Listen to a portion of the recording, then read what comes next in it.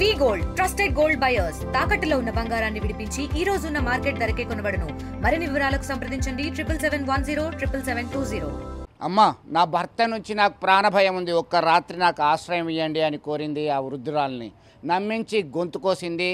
నీవు బంగారం డబ్బులు ఎక్కడున్నాయో చెప్పు అని చెప్పి బెదిరించింది. తీరా అవి తీసుకొని కత్తితో మెడగోసి పరారైనటువంటి ఘటన సంచలనం రేపింది. కరీంనగర్ జిల్లా సైదాపూర్ మండలం ఆకునూరులో జరిగినటువంటి ఈ ఘటనకు సంబంధించి బాధితుల కుటుంబ సభ్యులు ఉన్నారు. వారి అభిప్రాయం కూడా మనం అడిగి తెలుసుకుందాం. చెప్పండి, అసలు ఏం జరిగింది, మీకు ఎప్పుడు సమాచారం వచ్చింది, ఇప్పుడు ఎట్లా ఉంది పరిస్థితి? మేము ఇద్దరు అక్క చెల్లెళ్ళము, ఇద్దరు అన్నదమ్ములము. ఆకునూరులో మేము ఎవరికి వాళ్ళు వివాహాలు అయిపోయినాయి, ఎవరికి వాళ్ళు బతుకుతా ఉన్నాము. నా పేరు రావుల రాజిరెడ్డి, నేను పెద్ద కొడుకును. అయితే మా అమ్మ ఒక్కతే ఆకునూరులో మా నివాసంలో ఉంటుంది. రావుల ప్రమిళ గారు మా అమ్మ. మా తల్లి గారు ఒకతే నివాసం ఉంటుంది. మేము ఎవరి బ్రతుకు వాళ్ళు బతుకుతూ ఉంటాం.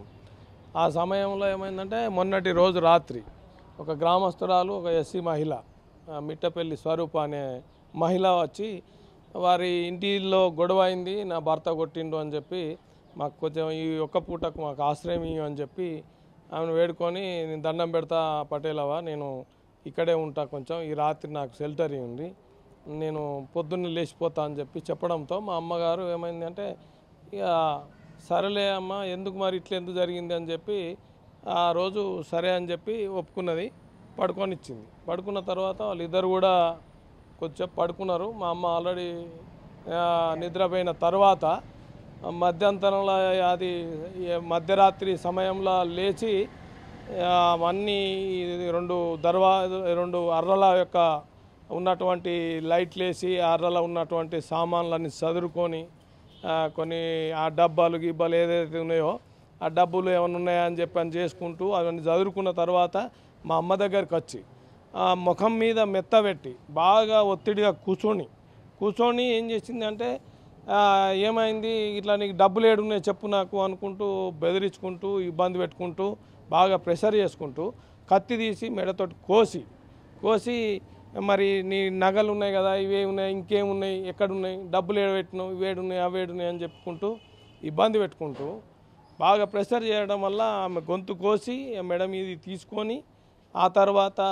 ఆమె ఏమైందంటే బ్లడ్ గారుతూ ఉండగా కూడా ఈమె స్లో తప్పిపోయిన తర్వాత ఇంటి దగ్గర ఉన్నటువంటి ఆ బాత్రూములో మా అమ్మ చీర కూడా ఇడిచిన చీర ఉంటే బ్లడ్ గారుతూ ఉంటే తీసుకొచ్చి కూడా పక్కకు పెట్టిందంట.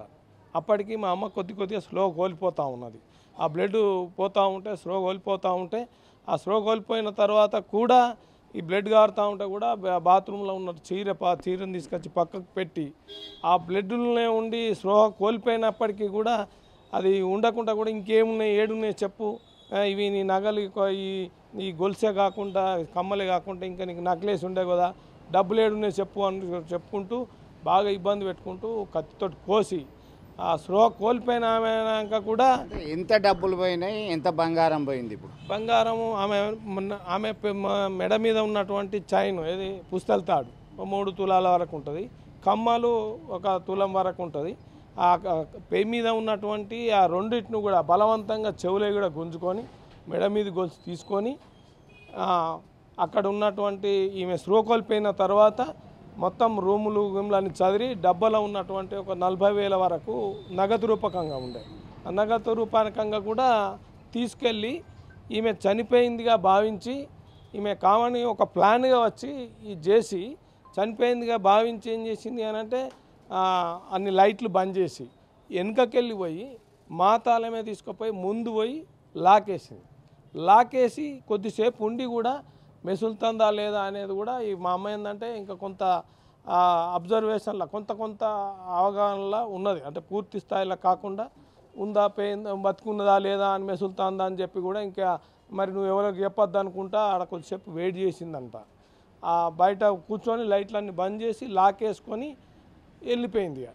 మీకు తెలిసిన తర్వాత మీరు వెళ్ళిండ్రు, ఆసుపత్రికి తీసుకొచ్చిండ్రు, ప్రస్తుతం ఎట్లా పరిస్థితి ఉంది వారిది? మాకేంటిదంటే మాకు ఎప్పుడు తెలిసింది అని అంటే స్పృహ కోల్పోయి మధ్యరాత్రి జరిగిన తర్వాత స్పృహ నుంచి బయటకు వచ్చిన తర్వాత సెల్లు కూడా ఆమె దగ్గర ఉన్నటువంటిది పక్కకేసిన దాన్ని స్పృహ కొంచెం తెలియకొచ్చిన తర్వాత దాదాపుగా 7 గంటల ప్రాంతంలో ఉదయంలో రాత్రి జరిగిన సంఘటనకు మధ్యరాత్రి జరిగిన సంఘటనకు ఉదయం 7 గంటల వరకు మెల్లగా ఆ సెల్లును కింది నుంచి తీసుకొని కాల్ డయల్ చేసింది. ఏదో ఒక కాల్ ప్రెస్ చేయడం వల్ల మా తమ్ముని కాల్కు వెళ్ళిపోయింది.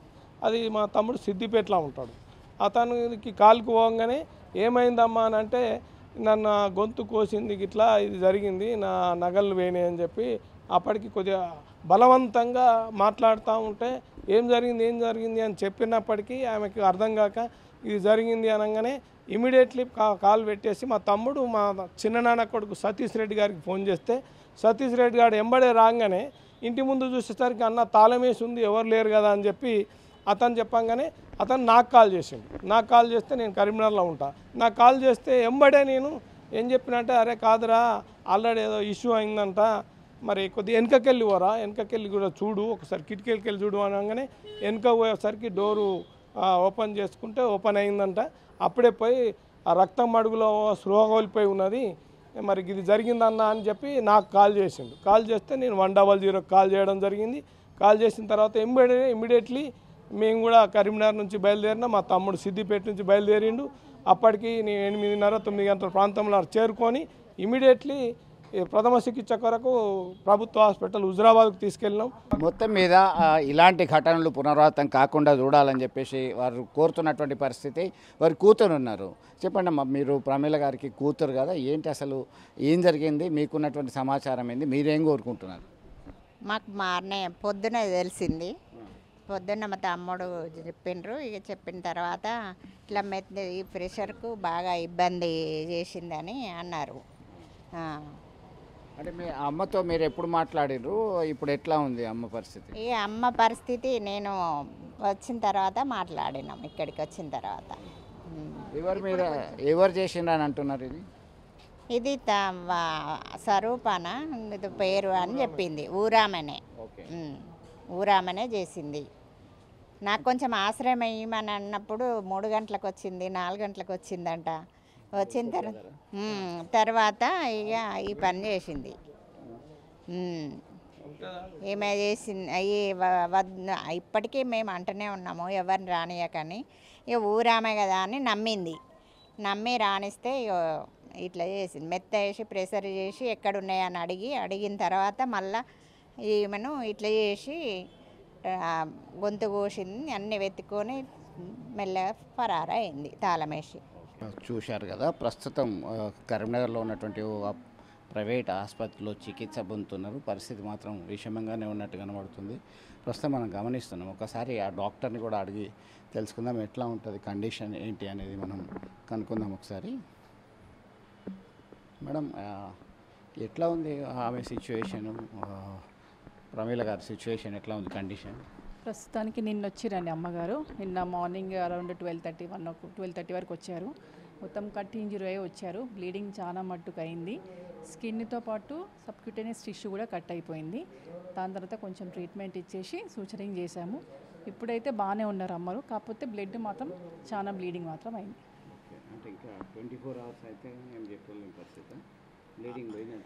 బ్లీడింగ్ చాలా అయింది. బ్లడ్ కూడా చాలా తక్కువైంది. ఈరోజు 6 grams ఉంది. మామూలుగానైతే ఫీమేల్స్ కంటే 11 చేంజ్ ఉండాలి. ట్రీట్మెంట్ అయితే నడుస్తుందండి. చూశారు కదా, ఇది ఇక్కడ తాజా పరిస్థితి. ఎందుకంటే నమ్మించి ఆశ్రయం ఇవ్వండి, భర్తతో భయం ఉంది అని చెప్పి నమ్మించినటువంటి ఆ మహిళ వృద్ధురాల్ని హతమార్చి దొరికిన కాడికి దోచుకు వెళ్ళాలని ప్లాన్ వేసిందా లేదా మరేదైనా కారణం ఉందా? మనకి పోలీసుల ఇన్వెస్టిగేషన్లోనే తేలాల్సినటువంటి అవసరం ఉంది. వీడియో జర్నలిస్ట్ సుమంత్తో కలిసి చంద్రశేఖర్, RTV, కరీంనగర్ నుండి. తెలుగులో ఫాస్టెస్ట్ న్యూస్ ఇప్పుడు కొత్త అవతారంలో 5 సెకండ్లోనే పూర్తి వార్తా సమాచారం మీ చేతిలో. సోషల్ మీడియా ట్రెండ్స్ మీ కళ్ళ ముందుకే live TV and voice search ఆప్షన్స్తో ఇప్పుడే డౌన్లోడ్ చేయండి. యాప్ లింక్ డిస్క్రిప్షన్లో ఉంది.